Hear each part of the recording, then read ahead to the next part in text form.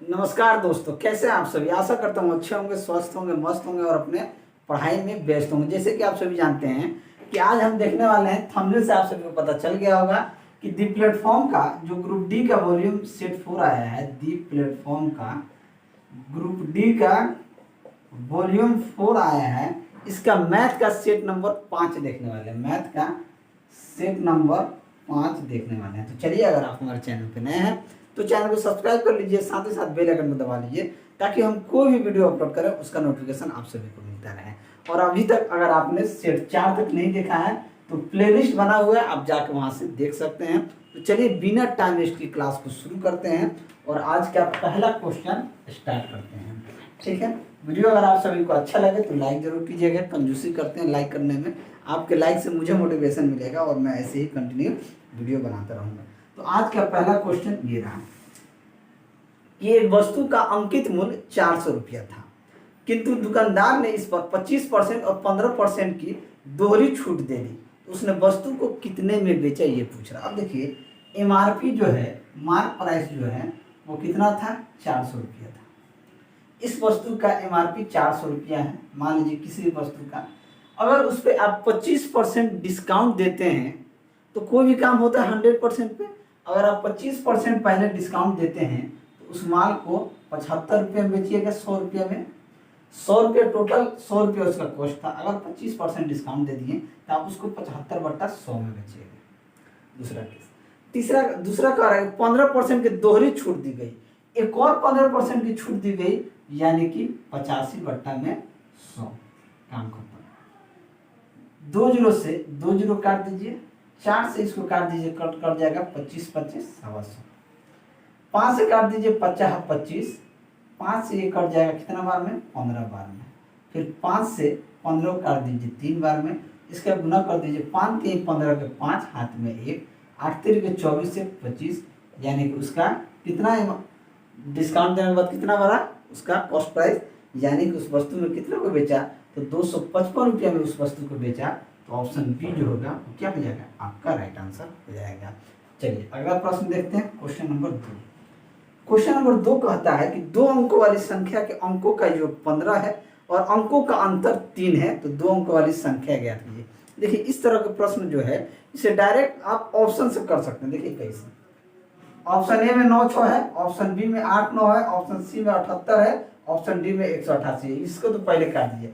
ये 8 7 15, ठीक है, अंतर दोनों का 3 है, नहीं है, काट दीजिए। 8 9 17, तो पहले ही काट दीजिए। 9 6 15 और अंतर कितना है, 3 है, तो ऑप्शन ए जो होगा यही आपका सही उत्तर हो जाएगा। इसके आगे आपको बढ़ने की जरूरत नहीं है। चलिए, अगला क्वेश्चन देखते हैं, क्वेश्चन नंबर 3। बहुत गर्मी है, फ्री वीडियो बना रहे हैं तो उस नाते कम से कम वीडियो को लाइक कीजिए आप लोग।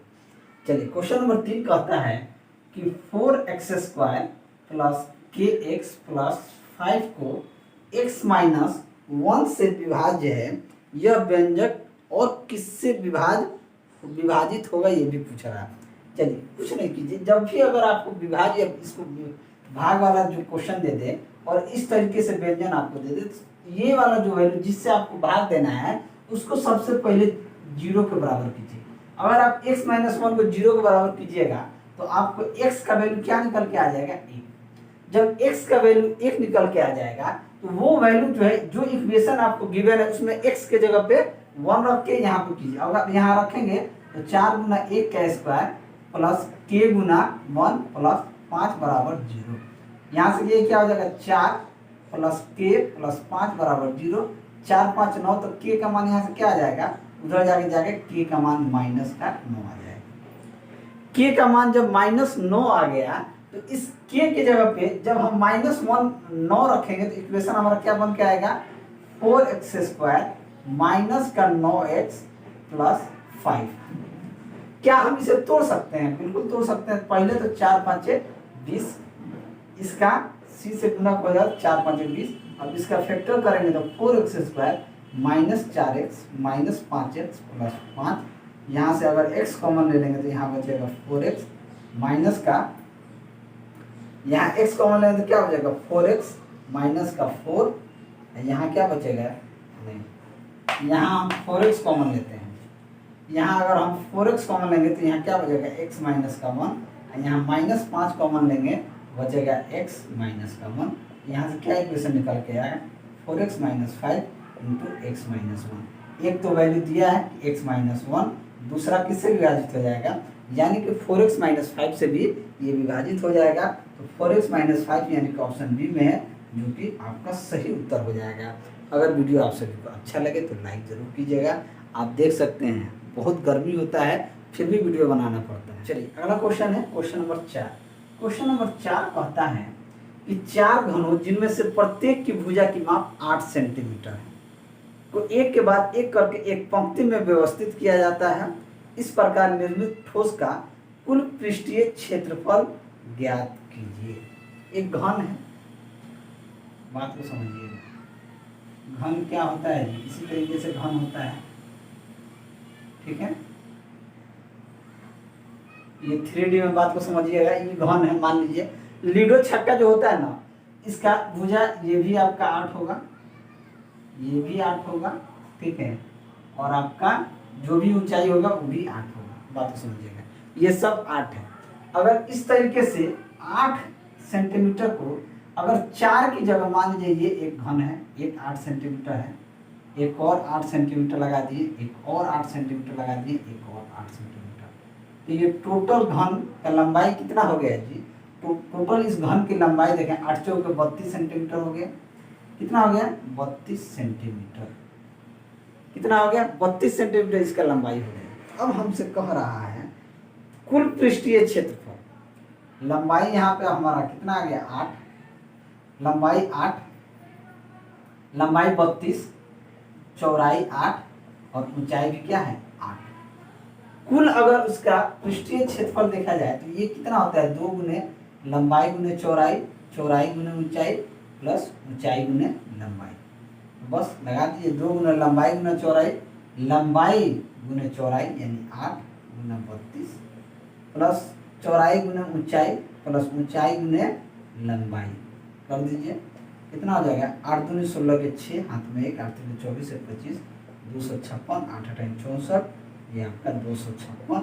इन सभी का जोड़ दीजिए 6 4 10 और 16 के 6, हाथ में 1, 5 1 6 6 12, 5 17 के 7, हाथ में 1 2 1 3 2 5 576, 2 6 12 के 2, हाथ में 1, 2 7 14 15 के 5, हाथ में 1, 2 5 10 11 1152 सेंटीमीटर स्क्वायर क्या हो जाएगा, उसका कुल पृष्ठीय क्षेत्रफल हो जाएगा 1152। तो ऑप्शन सी जो होगा वो क्या हो जाएगा आपका सही उत्तर हो जाएगा। अगला क्वेश्चन देखते हैं क्वेश्चन नंबर 5। क्वेश्चन नंबर 5 कहता है कि तिर्यक ऊंचाई 12 और त्रिज्या r/2 हो वाले शंकु का कुल पृष्ठीय क्षेत्रफल। तिर्यक ऊंचाई क्या होता है l होता है, ठीक है। तो l बराबर कितना है दिया है 2l, त्रिज्या कितना दिया है r/2। हमसे पूछ रहा है शंकु का कुल पृष्ठीय क्षेत्रफल। शंकु का कुल पृष्ठीय क्षेत्रफल क्या होता है, शंकु का कुल पृष्ठीय क्षेत्रफल होता है πrl प्लस πr²। कुल पृष्ठीय क्षेत्रफल होता है πrl प्लस πr²। अगर यहाँ से πr कॉमन ले लेंगे तो क्या बच जाएगा l प्लस r। हम क्या देखते हैं यहाँ पाई r का वैल्यू कितना दिया है तो r/2, l का मान कितना दिया है तो 2l, यहाँ क्या हो जाएगा 2l प्लस r का मान दिया है r/2। काम खत्म। पाई r को पाई r यहाँ लिख देते हैं। इस 1/2 को अंदर ले जाएंगे तो ये 2 इसको 2 को काट देगा तो क्या अंदर बचेगा l, और ये 2 इधर जाकर गुना हो जाएगा तो क्या बचेगा r/4। यानी इसका आंसर क्या हो जाएगा पाई r into l plus r/4, l plus r/4 यानी कि ऑप्शन बी जो होगा वो आपका क्या हो जाएगा सही उत्तर हो जाएगा। अगला क्वेश्चन देखते हैं क्वेश्चन नंबर 6। क्वेश्चन नंबर 6 कहता है कि यदि x बराबर x बट्टा √128 बराबर √162 x हो तो x का मान पूछ रहा है। क्रॉस मल्टीप्लाई कीजिए, सबसे पहले क्या हो जाएगा x² बराबर √128 गुना √162। अब देखिए इस √128 को हम क्या लिख सकते हैं, इसे हम लिख सकते हैं √2 गुना 2 छक 12 2 चौके 8 2√64। इसे लिख सकते हैं 2 गुना 2 8 16 2 गुना 81। अब देखिए ये √8 है, तो रूट 64 का मान क्या होता है 8 होता है, तो ये निकल के क्या आ जाएगा 8। और रूट 81 का मान क्या हो जाएगा 9, ये 9 आ जाएगा। अब यहाँ बचेगा √2 और √2, दो √2 का गुना करेंगे तो क्या हो जाएगा 2 हो जाएगा। ये हो जाएगा 8 9 72 गुना 144। अगर एक्स स्क्वायर का मान 144 है तो एक्स का मान क्या निकल के आ जाएगा 12 निकल के आ जाएगा। तो ऑप्शन क्या हो जाएगा 12 is the right answer. Option ये आपका सही उत्तर हो जाएगा। चलिए क्वेश्चन नंबर 7 देखते हैं। क्वेश्चन नंबर 7 कहता है कि जब किसी संख्या को 6171 से विभाजित किया जाता है तो शेषफल 99 मिलता है। अगर उसी संख्या को 51 से विभाजित करने पर शेषफल क्या मिलेगा। भाज्य बराबर क्या होता है, भाज्य बराबर होता है भाजक गुना भागफल जोड़ शेष। बात समझिएगा। मान लीजिए 2 को अगर 7 से भाग देते हैं, 2 3 6, 7 में 6 गए, तो ये क्या होता है भाज्य बराबर होता है भाजक गुना भागफल जोड़ शेष। अगर इसका आप गुना करके इसको जोड़ दीजिएगा तो ये आपका ये आ जाएगा। ठीक है। अब देखिए प्रश्न में कह रहा है जब किसी संख्या को 6171 से विभाजित किया जाता है, हमको पता है ये x है मान लीजिए, तो शेषफल कितना मिलता है, तो शेषफल 99 मिलता है। अब इसी प्रश्न में कह रहा है कि अगर 51 से अगर भाग दिया जाए विभाजित करने पर शेषफल क्या होगा। तो हम देखेंगे कि अगर हम 51 के फैक्टर में इसे तोड़ें तो ये हो जाएगा 51 गुना 121x प्लस इसको तोड़ेंगे 99 को, तो 51 प्लस 48 में तोड़ देंगे तो ये क्या हो जाएगा 99 हो जाएगा। अगर यहाँ से हम 51 को कॉमन ले लेते हैं, 51 कॉमन लेंगे तो यहाँ क्या आ जाएगा 121x प्लस 1 प्लस क्या हो जाएगा 48। ये हो जाएगा भाजक, ये हो जाएगा भागफल और शेष ये हो जाएगा। यानी कि कितना शेष बच जाएगा, तो 48 शेष बचेगा। तो ऑप्शन डी जो होगा ये आपका सही उत्तर हो जाएगा। क्वेश्चन देखते हैं क्वेश्चन नंबर 8। क्वेश्चन नंबर 8 कहता है कि 273 312 351 का महत्तम समापवर्तक x है, तो x का मान क्या होगा। सबसे पहले अगर एचसीएफ देखा जाए तो 273 और 312 का अंतर देखेंगे तो 12 में से 3 गया 9, 10 में से 7 गया 3 39। फिर इसका अंतर देखेंगे तो 11 में से 2 गया 9, 4 में से 1 गया 3 यानी 39। इसका एचसीएफ कितना आ गया जी 39 आ गया। तो अब हमसे प्रश्न कर किसके बीच में होगा, तो ये 35 और 40 के बीच में 39 होगा, 35 और 40 के बीच में। तो ऑप्शन बी जो होगा ये क्या हो जाएगा आपका सही उत्तर हो जाएगा। चलिए क्वेश्चन नंबर 9। क्वेश्चन नंबर 9 कहता है कि एक व्यक्ति हॉस्टल से कॉलेज 20 किलोमीटर प्रति घंटा की गति से साइकिल चलाता है और 15.5 मिनट देरी से पहुंचता है। यदि वो 24 किलोमीटर प्रति घंटा की गति से चलाता है और 15.5 मिनट जल्दी पहुंच जाता है, तो हॉस्टल और कॉलेज के बीच की दूरी क्या हो जाएगी। क्या पूछ रहा है जी दूरी। क्या होता है इस तरह के प्रश्न में एक चीज समझिएगा। अगर हम कहें कि आप 5 मिनट बाद पहुंचते हैं, आप 5 मिनट पहले पहुंचते हैं, तो आपका जो समय का जो अंतर होगा ना वो कितना हो जाएगा, ये आपका 10 मिनट का हो जाएगा। आप कहीं 5 मिनट पहले पहुंच गए और 5 मिनट बाद पहुंच गए, तो आपका जो समय का जो अंतर होगा वो 10 मिनट का अंतर होगा। ये चीज़ याद रखिएगा। तो इसमें दूरी जो निकालना होता है ये होता है चालों का गुणनफल बटा चालों का अंतर बटा चालों का अंतर गुना समय का अंतर। समय का जो अंतर होगा ना वो घंटा में होता है। क्या होता है घंटा में होता है। चालों का गुणनफल एक तो 24 के चाल से जा रहा है, एक 20 साल से, तो दोनों का अंतर कितना हो जाएगा। समय जो है 15.5 मिनट लेट, 15.5 मिनट पहले बट्टे में घंटा 60 मिनट।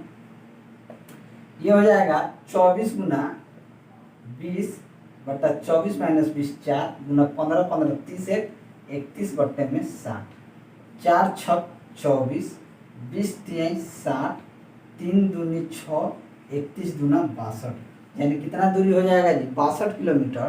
तो ऑप्शन ए जो होगा वो आपका सही उत्तर हो जाएगा। चलिए अगला क्वेश्चन देखते हैं क्वेश्चन नंबर 10। क्वेश्चन नंबर 10 कहता है कि P और Q एक कार्य को क्रमशः 12 दिन और 16 दिन में कर सकते हैं।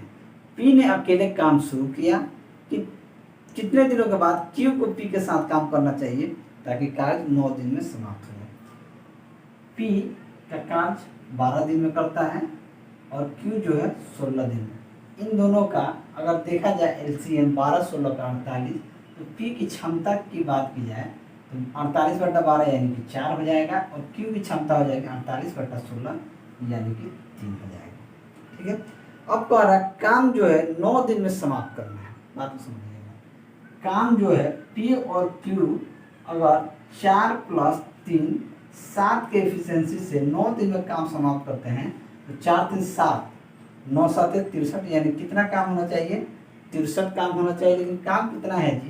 तो 48 है। तो इसका अंतर कितना हो जाएगा? 63 में से 48 जाएगा 15। यानी कि अब हमसे कह रहा है तो क्यू को मैंने कितने दिनों के बाद क्यू को पी के साथ काम करना चाहिए। अब देखिए क्यू का एफिशिएंसी कितना है? क्यू का एफिशिएंसी 3 है और काम बचा 15, तो 15/3 यानी कि 5 दिन बाद क्यू को शामिल करना चाहिए। तो ऑप्शन कौन सही हो जाएगा? तो ऑप्शन डी जो है आपका सही उत्तर हो जाएगा। अगला क्वेश्चन देखते हैं, क्वेश्चन नंबर 11।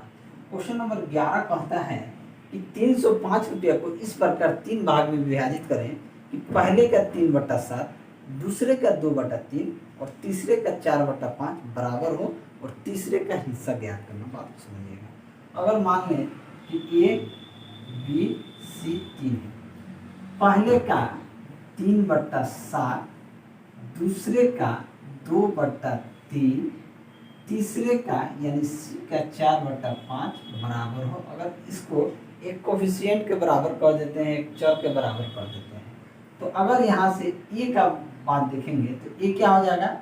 7k/3, बी क्या हो जाएगा? 3k/2, सी क्या हो जाएगा? 5k/4, 5k/4। अब इन सभी का योग जो दिया है वो 305 के बराबर दिया, यानी कि ए प्लस बी प्लस सी का जो योग दिया है ये 305 के बराबर दिया है। आप कह सकते हैं 7k/3 plus 3k/2 plus 5k/4 ये किसके बराबर है? तो 305 रुपये के बराबर है। 3 2 4 का एलसीएम कितना हो जाएगा जी? 12 हो जाएगा। तो 3 चौके 12, 7 चौक 28 के हो जाएगा। 2 छक 12, 6 18 के हो जाएगा। 4 3 12, 3 5 15 के हो जाएगा। ये 305 के बराबर है। अब 28 18 15 को जोड़ेंगे, 8 8 16 5 21 के एक हाथ में 2 2 2 4 1 5 1 6 यानी 61 के का मान कितना हो जाएगा? 305 गुना 12, तो के का मान कितना आ जाएगा? ये कर जाएगा 5, के का मान आ जाएगा 60। के का मान आ जाएगा 60। तो हमसे क्या पूछ रहे हैं? तीसरे का हिस्सा कितना होगा? तीसरा यानी सी बराबर 5 गुना 60/4, 4 से 60 कट जाएगा 15, यानी कि 15 × 5 = 75। तीसरे का हिस्सा कितना रुपया होगा? तो 75 रुपया होगा। तो ऑप्शन डी आपका सही उत्तर हो जाएगा।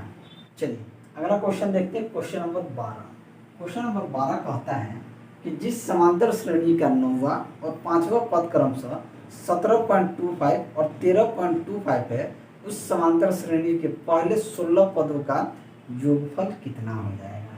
फॉर्मूला देखिए, इसके लिए होता है Tn बराबर a plus n minus 1 into D. अब कह रहा है 9वां पद यानी कि इसका कितना दिया है? क्रमशः Tn कितना दिया है? 17.25 बराबर a प्लस 9वां पद यानी कि 9 माइनस 1 इंटू डी, यानी कि 17.25 बराबर a प्लस 8 डी। क्या हो गया? a plus 8 D. दूसरा कह रहा है कि 5वां पद 13.25, 5वां पद 13.25 है, तो a plus 5 minus 1 into D, n minus यानी कि n की जगह पे 5 रखेंगे, ये आ जाएगा 13.25 बराबर a प्लस 4d। क्या हो गया? 4d। अगर मान लीजिए इसे हम समीकरण 1 मान लें, इसे समीकरण 2 मान लें, अगर समीकरण 1 में से 2 घटाएंगे तो हमारे पास कितना निकल के आ जाएगा? 17.25 है, ये 13.25 है। घटाएंगे तो ये 17 में से 13 जाएगा, कितना आ जाएगा?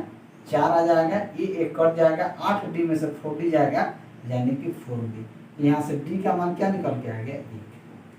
जब d का मान 1 निकल के आ गया तो सबसे पहले हम a निकाल लेते हैं, प्रथम पद हमको जरूरी है निकालना।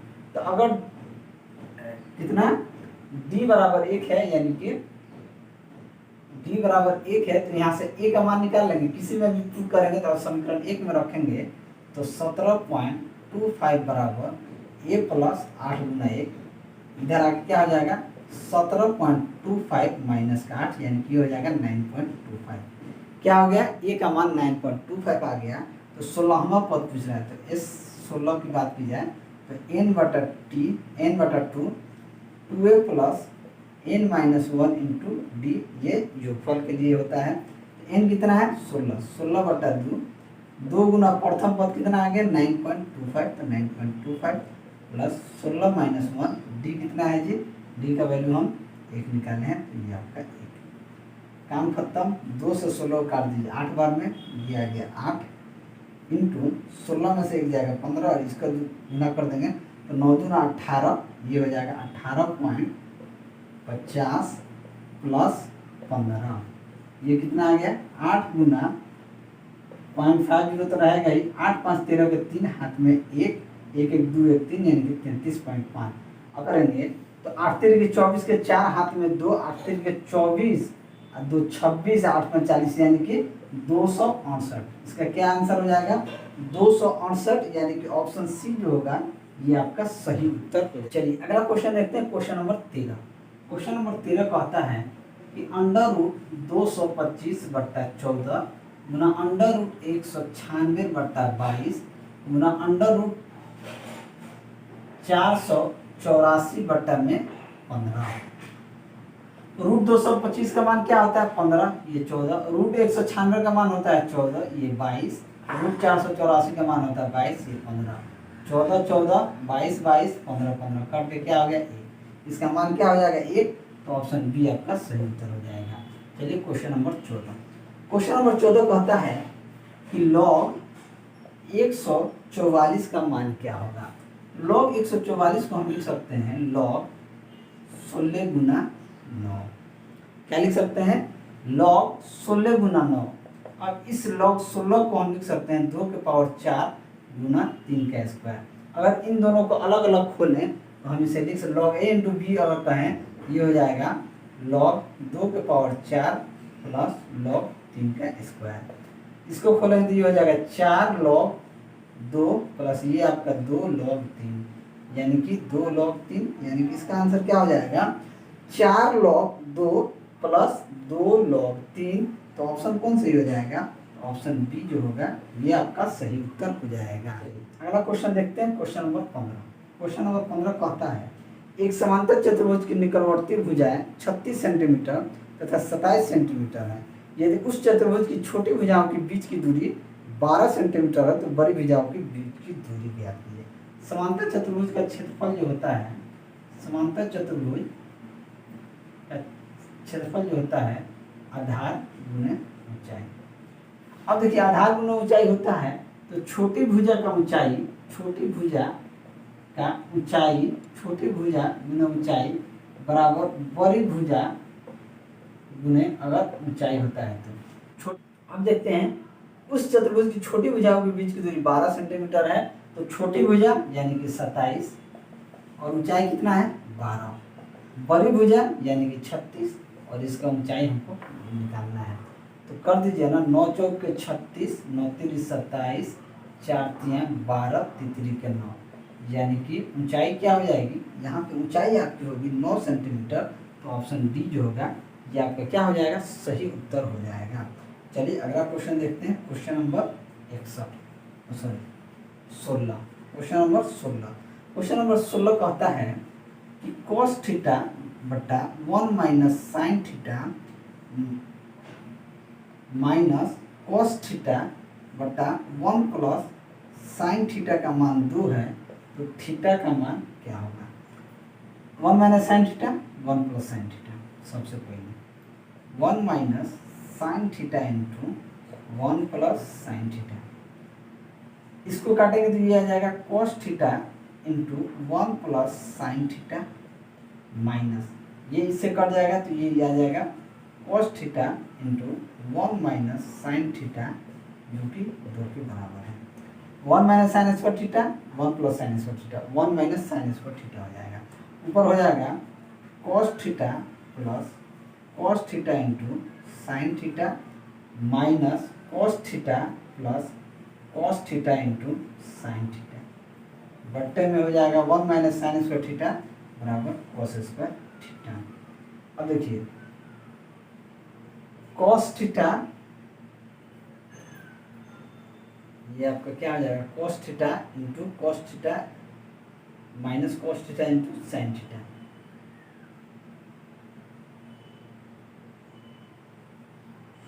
कुछ कट रहा है ये 1 मिनट।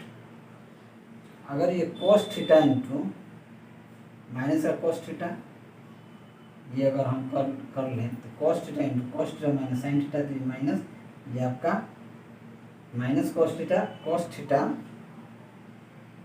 प्लस साइन थीटा होगा।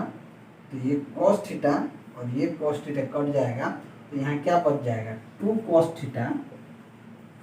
थीटा इंटू साइन थीटा बटा कॉस स्क्वायर थीटा बराबर 2 से 2 कट जाएगा। एक कॉस से कॉस कट जाएगा तो साइन थीटा बटा कॉस थीटा यानी कि tan थीटा का मान 1 आ जाएगा। tan थीटा का मान 1 कब होता है जब थीटा जो है 45 डिग्री होता है। जब थीटा 45 डिग्री होगा तभी होगा तो ऑप्शन डी क्या हो जाएगा ये आपका सही उत्तर हो जाएगा। चलिए अगला क्वेश्चन देखते हैं क्वेश्चन नंबर 17। क्वेश्चन नंबर 17 कहता है कि 4520 के 80% के 75% के 50% के 25% का मान क्या है। 80% के 75% के 50% के 25% का मान क्या होगा। 4520 गुना 80/100 गुना 75/100 गुना 50/100 गुना 25/100। देखिए काट पीट करते हैं। 1 0 से 1 0 काट देंगे 1 0 से 1 0 काट देंगे 1 0 से 1 0 काट देंगे। ये काट दीजिए 5 दूनी 10 2 से काट दीजिए इसको 4 को 2 चौके 8 25 चौके 100 4 से ये 4 खत्म 25 तिया 75 25 चौके 100 ठीक है चौके 100 3 बच गए। इसको देखेंगे 4 एकम 4 4 एकम 4 4 तिया 12 113 बार में तो ये क्या आ जाएगा 3 के 9 3 एकम 3 3 एकम 3 339 यानी इसका मान कितना हो जाएगा 339। तो ऑप्शन ए जो होगा वो आपका क्या हो जाएगा सही उत्तर हो जाएगा। Question number 18। क्वेश्चन नंबर 18 कहता है कि 24 के कितने धनात्मक गुणांक होंगे। 24 के कितने धनात्मक गुणांक होंगे। 24 को लिख सकते हैं 2 दूनी 4 दूनी 8 तिरके 24 2 दूना 4 दूना 8 तिरके 24 यानी कह सकते हैं 2 का क्यूब इंटू 3 की पावर 1। बस इस पावर में 1 जोड़ दीजिए तो 3 प्लस 1 कितना हो जाएगा 4 और इस पावर में 1 जोड़ दीजिए 1 1 2 यानी 4 दूनी 8। इसके गुणांकों की संख्या कितनी हो जाएगी 8 हो जाएगा। तो ऑप्शन डी आपका राइट आंसर हो जाएगा। चलिए अगला क्वेश्चन देखते हैं क्वेश्चन नंबर 19। क्वेश्चन नंबर 19 कहता है कि नीचे दिए गए पाई चार्ट में प्रकाशन व्यवसाय से जुड़े विभिन्न खर्चों को दर्शाया गया है। पाई चार्ट का अध्ययन करें और उसके बाद दिए गए प्रश्न का उत्तर दें। कह रहा है यदि लेखक रॉयल्टी की राशि 24,000 है तो कागज पर आने वाले लागत क्या है। लेखक की रॉयल्टी कितना दिया है 24%। 24% का वैल्यू कितना दिया है 24,000 तो 1% का वैल्यू कितना हो जाएगा 1,000। तो कागज पर आने वाले खर्चा की बात की जाए तो कागज पर आने वाले खर्चा कितना है 18%। ये कितना हो जाएगा 18,000 रुपया आपका राइट आंसर हो जाएगा। तो ऑप्शन सी जो होगा ये आपका सही उत्तर हो जाएगा। चलिए क्वेश्चन नंबर 20। क्वेश्चन नंबर 20 जो है ये वर्ग अंतराल इसको थोड़ा सा मिटा देते हैं ठीक है इसको मिटा देते हैं और क्वेश्चन नंबर 20 ऊपर से ही लिखना शुरू करते हैं। क्वेश्चन नंबर 20 थोड़ा सा बहुलक वाला क्वेश्चन है इसको इस तरीके से बना के लिखना होगा। ये आपका वर्ग अंतराल है ये आपका आवृत्ति है ठीक है कितना है 1 2 3 4 5 1 2 3 4 5 कारागार अंतराल 0 से 10 में 3 है, 10 से 20 में 18 है, 20 से 30 में 35 है, 30 से 40 में 16 है, 40 से 50 में 5 है।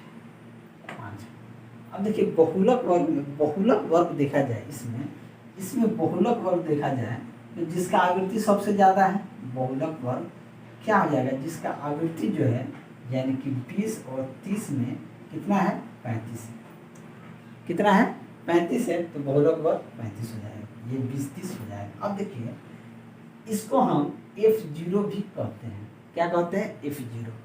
इसके पहले वाले को F-1 कहते हैं, इसके बाद वाले को हम F1 कहते हैं, बात समझिएगा। क्योंकि बहुलक वर्ग हमसे प्रश्न में कह रहा है कि निम्नलिखित का बहुलक निकालना। इसके बाद एक होता है आई जो होता है ना, ये इन दोनों का अंतर होता है 30 - 20 यानी कि आई क्या हो जाएगा 10। आई कितना हो जाएगा 10 हो जाएगा। अब देखिए फर्स्ट टर्म होता है एक होता है इसमें एल, जिसको हम 20 के नाम से जानते हैं, क्या जानते हैं एल बराबर हो जाता है 20। अब इसका जो फॉर्मूला होता है बहुलक, अब हम क्या करते हैं बहुलक निकालने का जो फॉर्मूला होता है वो लिखते हैं m0 बराबर l plus f0 minus f-1 बटे में 2f0 minus f-1 minus f1। बात समझिएगा। अब हमने यहाँ पे सभी लिखा है f-1 18 होता है, यानी कि इसके जो पहले होता है f0 जो बार बार आता है यानी सबसे अधिक बार आता है उसे ही बहुलक कहते हैं, उस बहुलक वाले को f0 कहते हैं, उसके बाद वाले को f1 कहते हैं। आई आप समझ गए, इन दोनों का अंतर जो होता है इन दोनों का अंतर को हम आई कहते हैं। एल जो होता है ये पहला टर्म जो होता है वो एल होता है, कुछ नहीं put the value get the answer है। एल का मान कितना है 20 है, तो 20 प्लस f0 का मान कितना है, तो f0 का मान 35 है, तो 35 माइनस f-1 कितना है, f- कितना है 18, तो 18 नीचे 2 गुना f0 कितना है, तो ये 35 है, ये आपका 35 माइनस f-1 कितना है, तो 18 है, तो 18 माइनस f1 कितना है, तो 16 है, तो 16 यहाँ पर लेते हैं। आई कितना है 16, यहाँ छूट गया है, यहाँ गुना में आई होता है। आई कितना है, तो आई हमारा 10 है, ये आपका 10। चलिए 20 प्लस 35 में से 18 जाएगा 17, 35 दूना 70 माइनस 18 16 कितना 8 6 14 के 4 हाथ में 1 1 2 3 34, यानी कि ये कितना हो जाएगा 36 हो जाएगा, ये आपका 10, यानी कि 20 प्लस 17 बटा 10 में 4 गया 6 और 6 में 3 गए थे 36 गुना 10। काट भी सकते हैं, इसे काट दीजिए 2 से कट जाएगा, 18 बार में 2 से कट जाएगा 5 बार में, 17 5 85 बट्टा इधर लिख देते हैं 20 प्लस 17 5 85 बट्टा 18 एलसीएम हो जाएगा, 18 दूना 36 यानी कि 360 प्लस 85 5 8 से 14 के 4 हाथ में 3 8 से 14 4 हाथ में 1 3 1 4 445 बट्टा 18 445 बट्टा 18 ये कट जाएगा 4 4 8 5 13, इसे काट देते हैं 18 दूना 36 200 कटेगा 18 दूना 36 और 14 6 गया 8 445 को 18 से भाग देंगे 18 दूनी 36 14 6 गया 18 चौक 72, 5 में से 2 गया 3, 5 में से 2 गया 3, 8 में से 7 गया 1, दशमलव देंगे तो 0 आएगा, यानी कि 24 पॉइंट कुछ आएगा, तो हम डायरेक्ट 24 पॉइंट में एक ही ऑप्शन है यानी कि 24.72 आएगा, तो ऑप्शन डी क्या हो जाएगा आपका सही उत्तर हो जाएगा। चलिए अगला क्वेश्चन देखते हैं, क्वेश्चन नंबर 21। क्वेश्चन नंबर 21 क्या कहता है कि दिए गए प्रश्न का उत्तर देने के लिए निम्नलिखित दंड आरेख और दिए गए आंकड़ों का अध्ययन कीजिए। वर्ष 2006 से 2009 के लिए टी शर्ट बेचने वाली 3 अलग अलग कंपनियों को बिक्री दी गई है। 2009 में ब्रांड जेड की टी शर्ट की बिक्री ब्रांड वाई की टी शर्ट की कुल बिक्री का कितना प्रतिशत है, 2.5 तक निकालना है। ब्रांड जेड की टी शर्ट और ब्रांड वाई की टी शर्ट की कुल बिक्री। ब्रांड वाई का देखा जाए तो ब्रांड वाई यानी कि कब का, सिर्फ 2009 का कह रहा है, 2009 में ब्रांड जेड की टी शर्ट की बिक्री और ब्रांड वाई की टी शर्ट की कुल बिक्री, ब्रांड जेड की टी शर्ट की बिक्री, ब्रांड वाई की टी शर्ट की कुल बिक्री, ब्रांड वाई की टी शर्ट की कुल बिक्री, वाई की टी शर्ट की कुल बिक्री कितनी है जी? तो 1000 प्लस 870 प्लस 1160 प्लस 960 जोड़ दीजिए, 000 0 7 7 6 13 13 6 19 के 9 हाथ में 1 8 1 9 1 10 9 19 के 9 हाथ में 1 1 2 2 3 3990, यानी वाई का बिक्री कितनी है? 3990 और जेड का 2009 का बिक्री कितना है? 1100। जेड का कितना है? 1100। तो प्रतिशत निकालना है 2.5, यानी कि जेड का 1100 है और वाई का 3990 है। 3990 गुना में 100, एक जीरो से एक जीरो तो कट गया, ये आपका आ गया 11,000। 11,000 में 399 से भाग दे देना है। अब जब आप इसको भाग देंगे तो इसका आंसर आपको निकल के पता चल जाएगा। आपको भाग देना है और बताना है। चलिए क्वेश्चन नंबर 22, दो मीनार पी और क्यू एक आधार के बल मत से उनके शीर्ष की ऊंचाई के कोण क्रमशः 30 डिग्री और 60 डिग्री है। पी और क्यू की ऊंचाई का अनुपात क्या है? एक मध्य बिंदु है। ये मान लीजिए पी है, ये क्यू है। ये 30 डिग्री यहाँ से बनाता है, ये 60 डिग्री यहाँ से बनाता है। और पी और क्यू के आधार के बिल्कुल मध्य में उनके शीर्ष की ऊंचाई के कोण ये मध्य बिंदु है। मान लीजिए A B C D E. तो ये जो BC जो है, ये BC बराबर CD है, ये मध्य बिंदु है। देखिए हम इसे दो तरीके से निकाल सकते हैं। एक तो अब देखिए, अगर हम इस tan 30 डिग्री का मान निकालने हैं तो tan 30 डिग्री बराबर क्या आ जाएगा? लंब बटाधारी, यानी कि AB बटा में BC। और tan 30 डिग्री का मान क्या होता है? 1/√3 होता है। तो 1/√3 बराबर AB बटा BC। यहाँ से अगर हम कहें BC तो BC बराबर क्या हो जाएगा? √3 गुना AB। ठीक है। ठीक उसी तरीके से अगर हम इस एंगल पे देखें तो ये √60 यानी कि tan 60 डिग्री बराबर क्या हो जाएगा? tan 60 डिग्री और लंब बटा आधार यानी कि DE बट्टा में CD। DE बट्टा में क्या हो जाएगा? CD। tan 60 डिग्री का मान होता है √3। तो √3 बराबर अगर हम देखें √3 बराबर DE बट्टा में CD।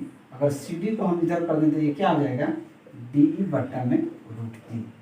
अब देखिए BC बराबर CD है, तो ये CD को हम लिख सकते हैं BC बराबर DE बट्टा √3, बिल्कुल लिख सकते हैं। और इस BC का मान कितना है? √3 गुना AB, यानी कि √3 गुना AB बराबर DE बट्टा √3। अब देखिए AB बट्टा DE हमको कर देना है, तो AB बट्टा DE इधर करेंगे, ये इधर जाएगा क्या हो जाएगा? 1/√3 गुना √3 क्या हो जाएगा? 1/3 हो जाएगा।